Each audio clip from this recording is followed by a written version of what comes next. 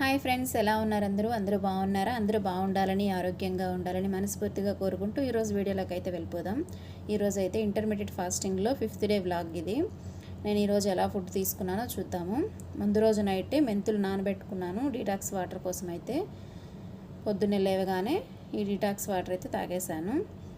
అలానే బ్రేక్ఫాస్ట్కి నేను డ్రై ఫ్రూట్ మిల్క్ షేక్ చేసుకున్నాను. దానికోసం ఖర్జూరాలు, గుమ్మడి గింజలు, చియా సీడ్స్, జీడిపప్పు, బాదం పప్పు తీసుకొని ముందు రోజే నానబెట్టాను.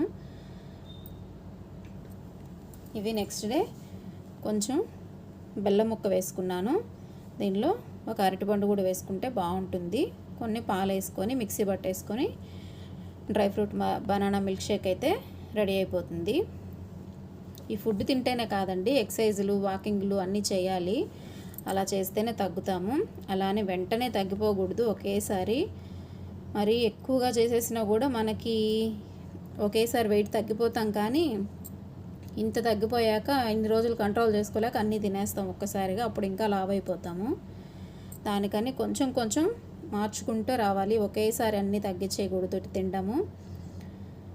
అలానే లంచ్లోకి అయితే మునక్కాయ పాలు కర్రీ చేసుకుంటున్నాను.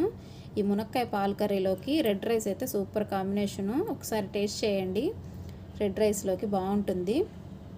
ఎటువంటి మసాలాలే లేవు, సింపుల్గా చేసుకోవచ్చు. ఇది ఒక 10 minutesలో అంతా రెడీ అయిపోతుంది కర్రీ.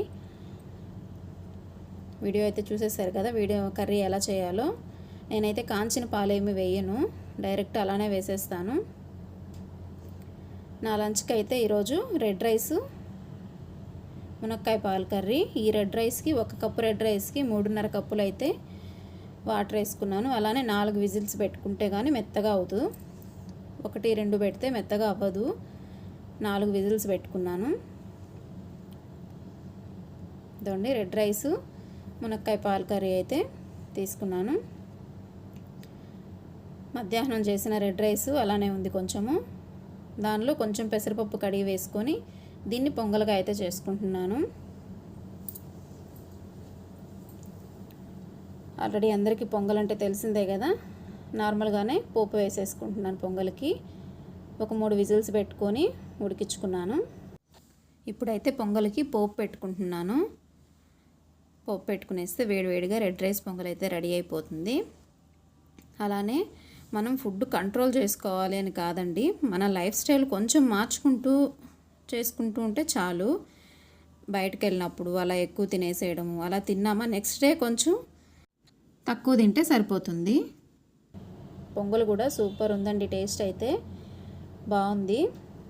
నేను బెల్లంతో చేస్తాను కానీ ఇట్లా ఎప్పుడు చేయలేదు. ఇప్పుడే ఫస్ట్ టైం చేసుకున్నాను. ఈ రెడ్ రైస్తో పొంగలి బాగుంది. బెల్లం పొంగలు కూడా తిరుమలలో లాగుంటుంది. తిరుమలలో పెట్టే ప్రసాదం ఉంటుంది కదా పొంగలి, అలా ఉంటుంది. రెడ్ రైస్తో చేసామంటే బాగుంటుంది. ఒకసారి ట్రై చేయండి. అంతే అండి, నా డిన్నర్ అయితే ఈవినింగ్ 6కి అంతా కంప్లీట్ అయిపోయింది. ఈ వీడియో మీకు నచ్చుతుంది అనుకుంటున్నాను. నచ్చినట్లయితే లైక్ చేయండి, సబ్స్క్రైబ్ చేయండి. ఇలాంటి మంచి మంచి వీడియోస్ కోసం మన ఛానల్ చూస్తూ ఉండండి. Thanks for watching.